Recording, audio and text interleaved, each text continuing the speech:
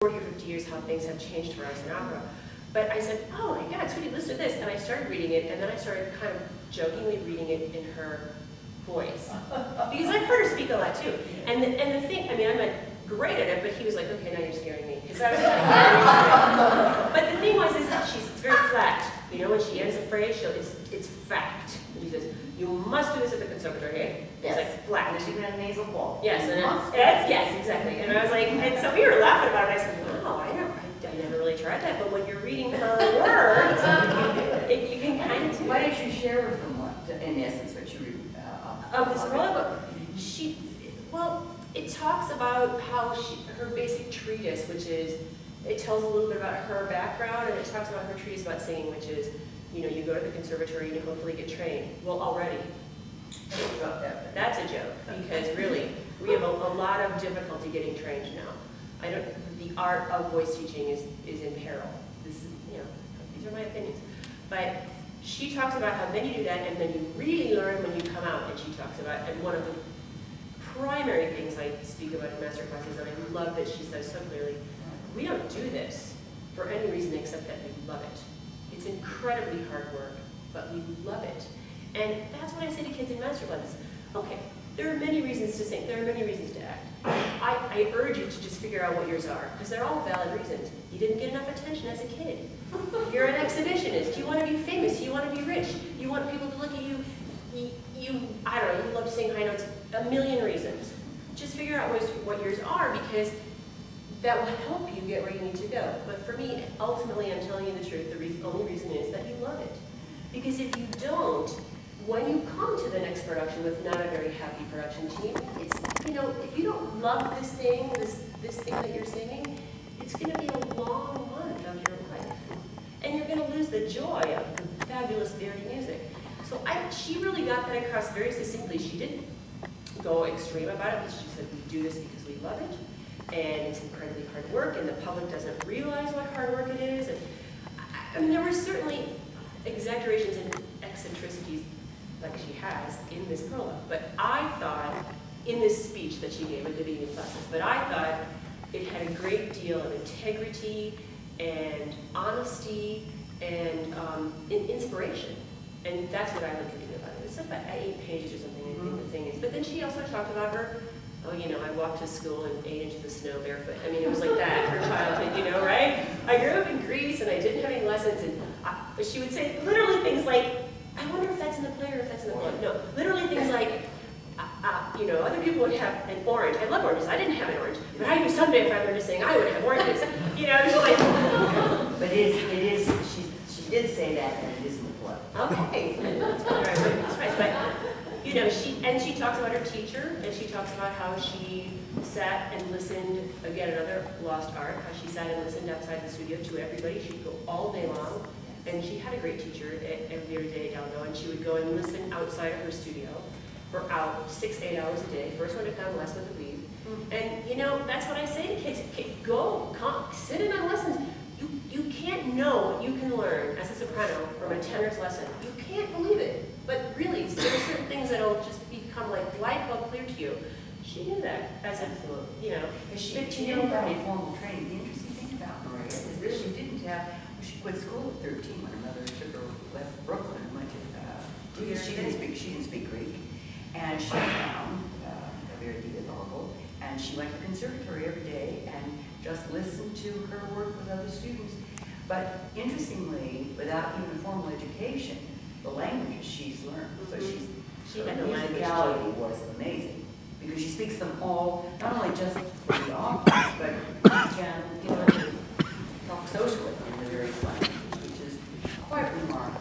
She was an extremely disciplined artist. You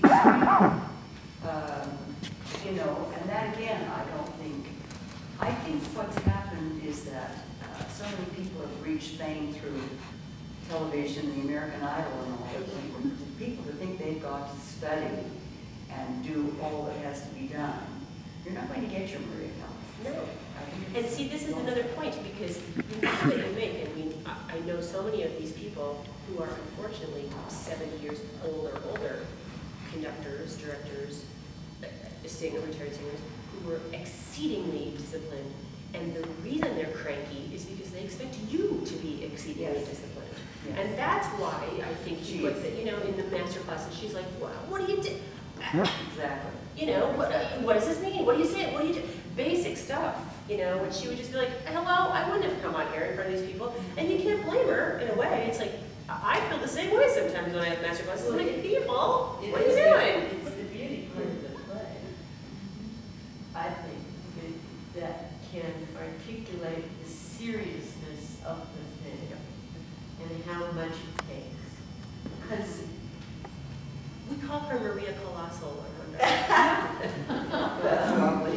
Speaking of the, sorry Nancy, No. speaking of the discipline and hard work that this is, I mean, both of these roles are huge. I mean, you're portraying larger than life emotions in both of these women. And that's got to take a toll on you as a performer. You know, the emotional connection that you have, I mean, you've touched on that with, you know, how she's in you, Maria Callas, and the emotion that you feel for her, and maybe you feel that way with Lady Macbeth a little bit, but what kind of a physical toll does that take on you when you're prepping this and you're performing? I don't find that, do you? I find the day after the performance, my legs feel like lead, but the actual reward is so much greater than the preparation and the minutes. It's awesome. It's an absolute trip. It's a drug. It's a thrill to be able to sing this big old honking orchestra, and you're like, rah, rah. It couldn't be more thrilling. And then if you know, look, the job description to me as an opera singing actress is to just for however long you can, and maybe it applies to you too, however long you can to transport one person in the audience for 15 seconds. If I have done that, I have done my job. Hopefully I want to do that for 30 seconds or a minute or an aria or an evening. Okay, that's asking a lot. But, you know, and I'm serious, like just really, you all would not be in the theater or interested in the theater or opera if that hadn't happened to you. It happens to us, and then we go, oh, I want to be part of that. So that's the job. So if you know when that happens, you know it's the coolest feeling ever when the room is like kind of there with you. It's just a thing you can't describe. So it's like, it just feeds you, you feed it feeds you. You know that. I'm describing what we all, the reason, you know, one of the reasons we do it. It's like so thrilling. The next day, I feel like crap. But that night, well, that's interesting, and that's your question, because I think what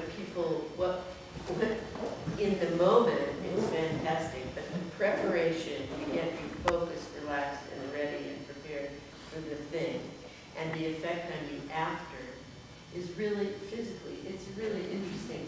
So how do you take care of yourself during the day? You do the thing, and what happens to you the next day that let you have to go do it again? well, that's y'all. See, we get a day off at least. Yes. Do you know We do tomorrow? doubles. No, I'm not doing a delicate bar like that. It really, for me, is just physical. I'm like, wow, I'm food. You just can't. But it's not, but y'all, I was amazed at that. I think during the time that you get started, you know, I'm always very concerned about infection, illness, flu, colds. You know, when people come and hold out their hand and shake their hand, instead of doing the cheek kissing, I want to say, put the hand away, give me the cheek. That's full of bacteria. Anyway, that's always a concern. That's always a concern that you're going to get sick or lose your voice. But the adrenaline, the process, I've always loved the process. And once Nancy said, you're on, I love the process of researching. I just love that commitment, that pursuit, and I just was nonstop. I really enjoyed that. The process now in gathering with other artists, I find very exhilarating and exciting what the potential is. Then there's a period of time when you think, what have I done? This is impossible. That's where I am. What am I doing here when I should have worked on my lines? But there's that panic process, and we have nothing, it's not going to work, no, this isn't going to work, you know. Then when you get an audience, as you said, you get that audience, and if you have affected one person, you say it was worth it. And the adrenaline is so, just keeps you going.